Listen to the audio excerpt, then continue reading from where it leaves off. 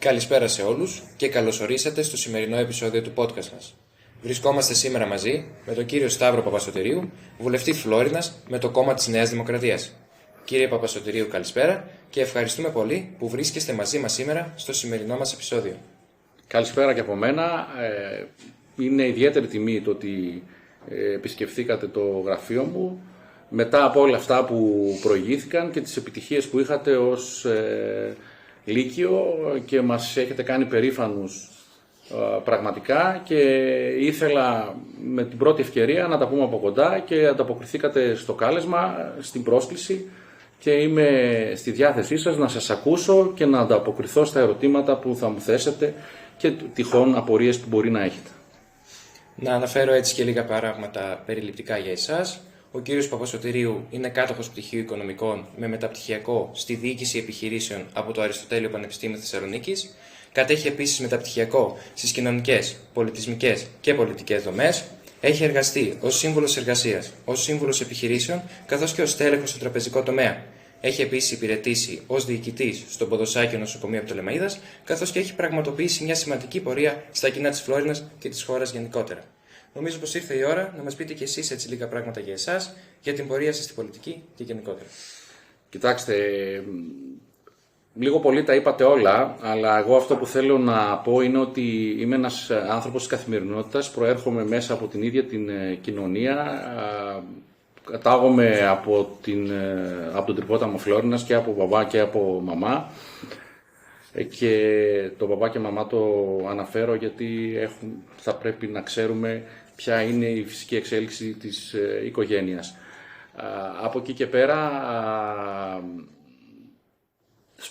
τελείωσα το σχολείο στην Φλόρινα, το δεύτερο και τέταρτο δημοτικό, κάποτε τώρα έκτο πειραματικό, αν δεν κάνω, όχι δεν είναι πειραματικό, το έκτο δημοτικό, το πρώτο γυμνάσιο, πρώτο λύκειο, και από εκεί και πέρα ακολούθησαν οι σπουδές τις οποίες αναφέρατε. Για κάποια χρόνια έλειπα στην Θεσσαλονίκη για επαγγελματικούς λόγους και από το 1999 επέστρεψα στη Φλόρινα. Ασχολήθηκα σε πρώτη φάση με τα κοινά, κυρίως με το χώρο της αυτοδιοίκησης, και τούτη την ώρα οι πολίτες αποφάσισαν να με εκλέξουν και να είμαι ένας εκ των εκπροσώπων στο Ελληνικό Κοινοβούλιο. Είμαι ένας άνθρωπος της καθημερινότητας, μ' αρέσει να ακούω τους προβληματισμούς και τα προβλήματα των πολιτών, και από εκεί και πέρα παίρνω τις όποιες αποφάσεις. Προέχει η Φλόρινά μας, η οποία Φλόρινά μας είναι μια πόλη με ιδιαιτερότητες. Είμαστε στην άκρη της Ευρώπης, θα έλεγα, διότι είμαστε σύνορα με χώρες οι οποίες δεν είναι ενταγμένες ακόμα στην Ευρώπη, όπως είναι τα Σκόπια και η Αλβανία, και αντιλαμβάνεστε ότι όλες αυτές οι ιδιαιτερότητες θα πρέπει να τις αντιμετωπίζουμε με τρόπο τέτοιο ώστε να υπάρχει φιλοευρωπαϊκή πολιτική και να προασπιζόμαστε τα εθνικά μας συμφέροντα.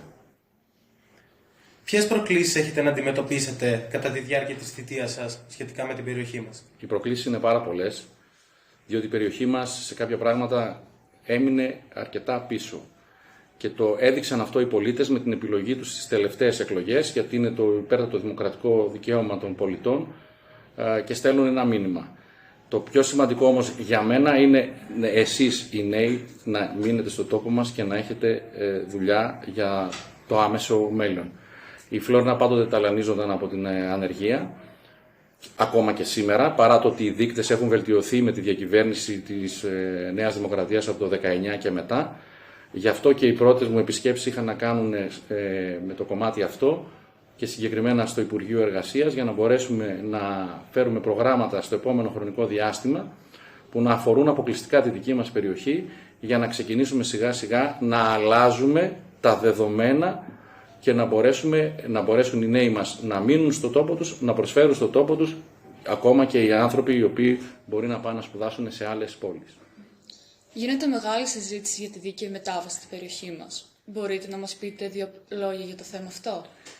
Είναι μια πραγματικότητα. Το 2019 ευνηδιαστήκαμε όλοι με την εξαγγελία του Πρωθυπουργού μας στον ΟΗΕ ότι ξαφνικά ο λιγνίτης δεν αποτελεί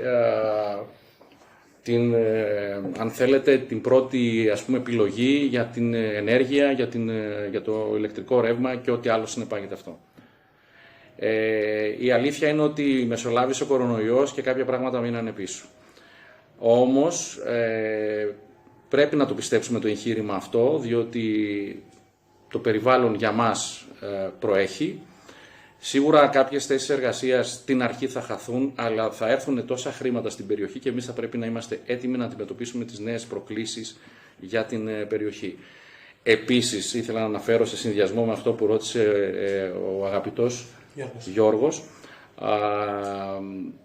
αν παρακολουθείτε την επικαιρότητα, και μόλις προχθές πάλι ήμουνα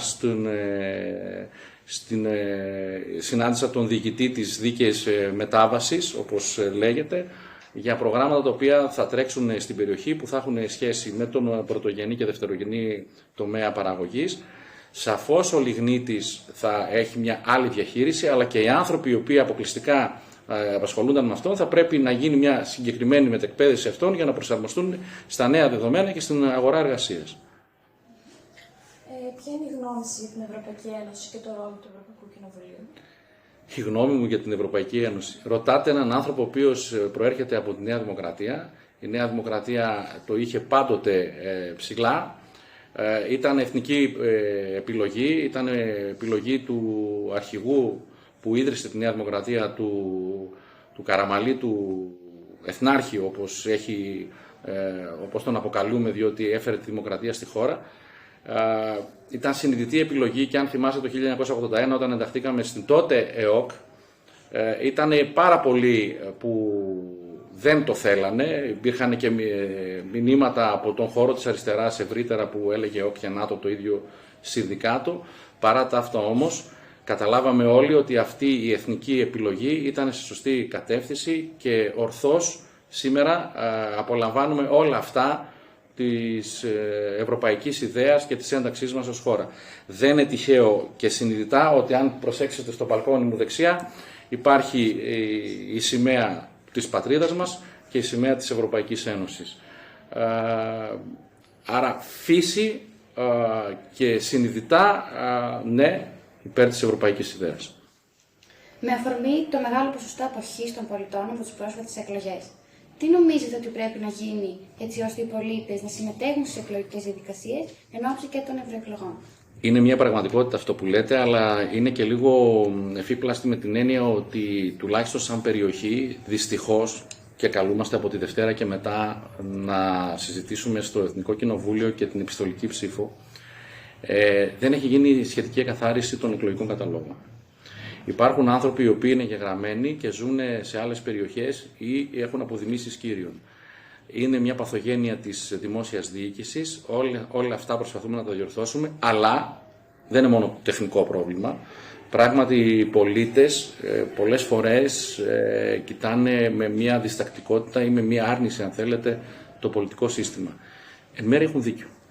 Γιατί το πολιτικό σύστημα καλέστηκε πολλές φορές να πάρει σκληρές αποφάσεις, όπως τα μνημόνια τα οποία ψηφίστηκαν και περάσαμε όλο αυτό το διάστημα, οι οποίες μπορεί κάποιες να ήταν σε σωστή κατεύθυνση όσον αφορά τον εξορθολογισμό και αν θέλετε, την εύρυθμη λειτουργία του κράτους για το καλό των πολιτών. Πολλές φορές όμως αυτά δυστυχώς δεν περνάνε στην κοινωνία έτσι όπως θα έπρεπε. Κάποτε πρέπει να καταλάβουμε ότι υπάρχει και η εθνική πολιτική και τουλάχιστον για τα μεγάλα θέματα όλοι θα πρέπει να έχουμε την κοινή στάση στον χώρο της παιδείας, της υγείας και της εθνικής πολιτικής. Αν αυτά καταφέρουμε και έχουμε μια κοινή πολιτική όπως έχουν οι σύγχρονες χώρες, οι Ηνωμένες Πολιτείες, η Μεγάλη Βρετανία, η Γερμανία και άλλες σύγχρονες χώρες που είναι εταίροι μας στην Ευρωπαϊκή Ένωση, τότε σίγουρα και οι πολίτες θα δουν πολύ διαφορετικά τα πράγματα και θα συμμετέχουν. Εγώ θέλω ενεργούς τους πολίτες. Και αν θέλετε ήταν βασικό μου επιχείρημα και μήνυμα στις εκλογές τις οποίες τις είχαμε πρόσφατα, τον Μάιο του 2023 και τον Ιούνιο του 2023, και απευθύνθηκα στην κοινωνία. Οι άνθρωποι οι οποίοι ασχολούνται με τα κοινά θα πρέπει να είμαστε πάρα πολύ προσεκτικοί, γιατί πρέπει να έχουμε σύμμαχους στους πολίτες, να τους ακούμε τους πολίτες και να λέμε αλήθειες στους πολίτες. Διότι ένα μικρό ψέμα και άλλο ένα μικρό ψέμα, μετά γίνεται πολύ μεγάλο το ψέμα και μας γυρνάνε όλη την πλάτη, δυστυχώς.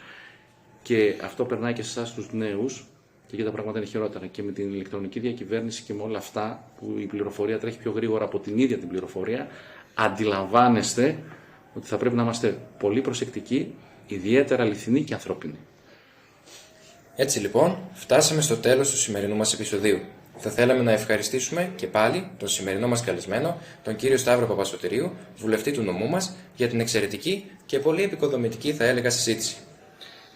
Εγώ καταρχήν θέλω να σας ευχαριστήσω για την σημερινή συνάντηση, διότι μου δόθηκε η δυνατότητα να μιλήσω με νέα παιδιά, τα οποία είναι